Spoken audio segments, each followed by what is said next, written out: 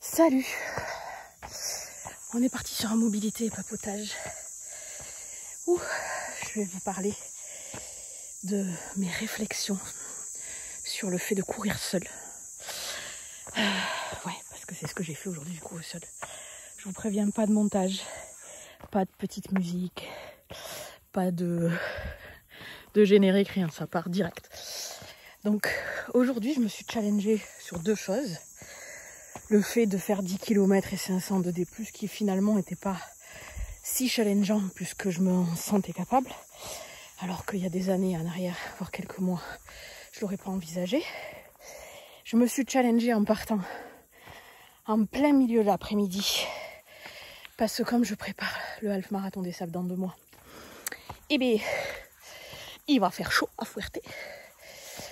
Et je me suis challengée en partant seule pour 2 raisons. Parce que les gens avec qui je cours maintenant, ils ont un niveau. En fait, je passe mon temps à les ralentir. La preuve, je m'étais dit, si tout se passe bien, je mets 2 heures. Si tout se passe normalement, je mets 2h30. Il me reste 500 mètres, j'aurais mis 3 heures. Donc, c'est clairement chiant pour les gens qui m'accompagnent parce que il faut qu'ils m'attendent. Ou il faut qu'ils fassent des boucles plus longues, mais du coup, ils sont pas avec moi. Il y a un fond culpabilisant pour moi. Donc, je me compare pas, mais j'ai envie de me sentir libre. Donc, quand on part seul, qu'est-ce qu'il faut?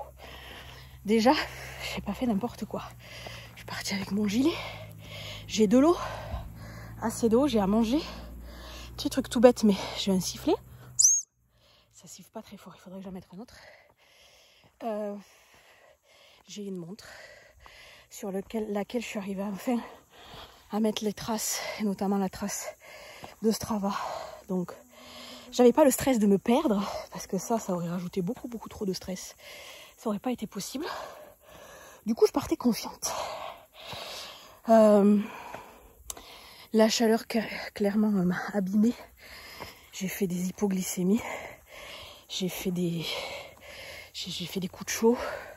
Quelques minutes après, je grelottais. Donc, c'est pas une si mauvaise idée que ça de partir. Même si c'était une idée vraiment à la con, hein, parce que les gens normaux, ils sont au bord de la piscine ou ils sont chez eux au frais. Donc, c'était une idée à la con. Mais, en vue de l'objectif que je prépare, c'était pas si bête que ça de le tenter. Du coup, je sais comment réagir. Voilà. J'aurais dû prendre une couverture de survie parce que si j'avais fait un gros coup de chaud et du coup après un gros coup de froid, j'aurais pu me couvrir. Ça, c'est les erreurs. Après, je pars dans des endroits où il n'y a pas toujours de réseau. Et en fait, j'ai eu un sentiment qui m'a pris vers le début, 10 minutes après être partie, que j'ai eu beaucoup de mal à faire partir. Et ça m'a pioché aussi de l'énergie, notamment du sucre. C'est pour ça que j'ai fait des hypos. Parce que le stress, ça utilise plus de sucre. En fait, j'avais dit à ma grand-mère, t'inquiète pas, c'est un boulevard. Regardez le boulevard. J'ai croisé 4 personnes. Parce que les gens, évidemment, sont intelligents. Ils ne vont pas courir en plein après-midi quand il fait 33 à l'ombre. Et du coup, ça m'a stressée, notamment par rapport à la potentialité de rencontrer un agresseur. Un violeur, disons les mots. Et du coup, j'ai réfléchi à toute... pourquoi j'étais dans cet état-là, pourquoi je me sentais autant en insécurité dans un endroit comme ça, où j'aurais dû me sentir libre. Je le fais pour ça. Voilà. Et en fait, cette insécurité, elle est vraiment ancrée en moi parce que je connais les codes. Alors, ne me faites pas dire ce que j'ai pas dit. Si vous me suivez sur Instagram, vous savez que j'ai passé les 3 semaines avant les élections à vous faire part de ma peur de l'arrivée au RN, du RN au gouvernement. On n'est pas sorti des ronds, c'est parce que au Parlement européen, il y en a quand même beaucoup d'extrême droite. Donc, n'allez pas utiliser des propos contre moi et me faire dire ce que je n'ai pas dit. Je me sens en insécurité quand je vais courir dans la forêt à cause des potentiels agresseurs et violeurs, mais pas forcément Et pas du tout, même, à cause de l'immigration.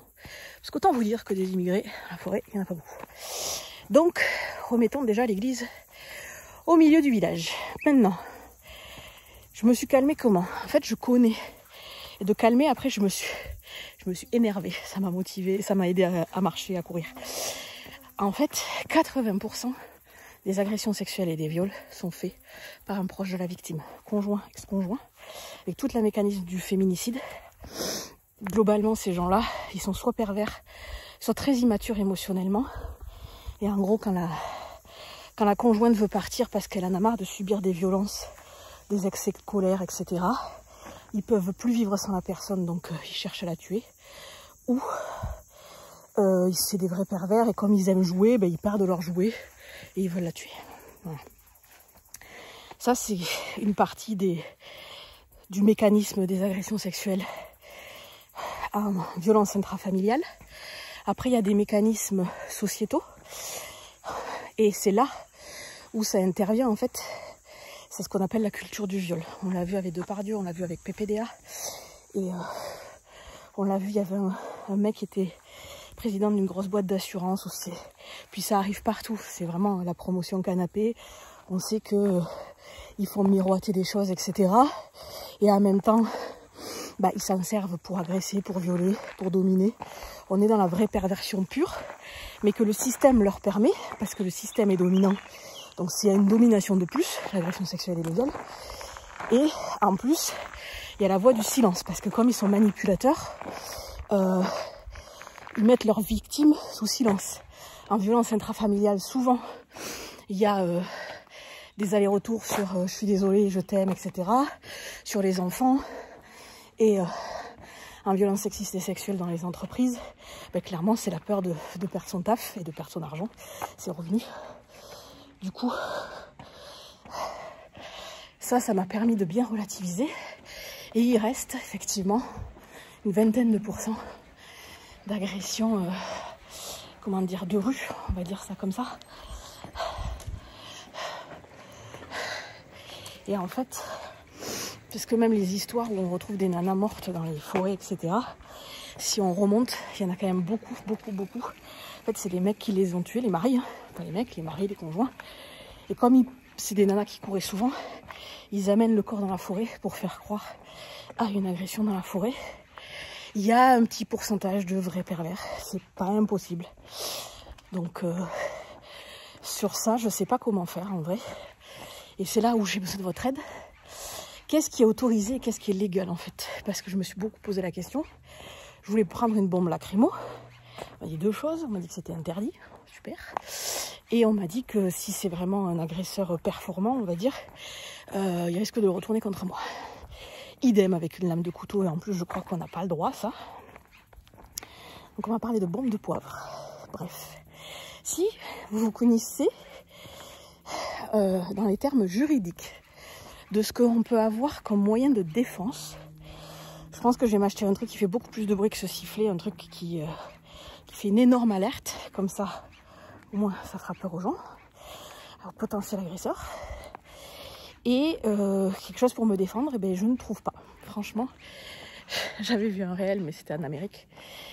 La nana partait, elle avait un gun juste ici. Alors je suis pas sûre que ce soit des vraies balles, probablement que c'était des balles blanches, et en vrai c'était aussi pour les ours, mais ça m'a fait bien marrer de me dire que là-bas elles allaient courir avec des guns. Franchement, j'espère qu'on n'y arrivera pas à ça. J'ai aucune envie de vivre dans une société où ça fait partie de notre vie et de notre quotidien. Mais toujours étant, je me suis calmée en relativisant, en me disant que les agressions quand même sont très limitées, mais pour l'infime pourcentage qui existe, j'ai pas de réponse.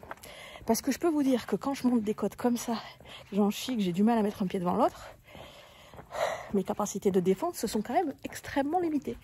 Donc si vous avez des solutions, je suis preneuse. Vous me les mettez en commentaire, bien évidemment. Et dites-moi si ce genre de format, ça vous a plu. Comme ça, live, story time, mais sur YouTube.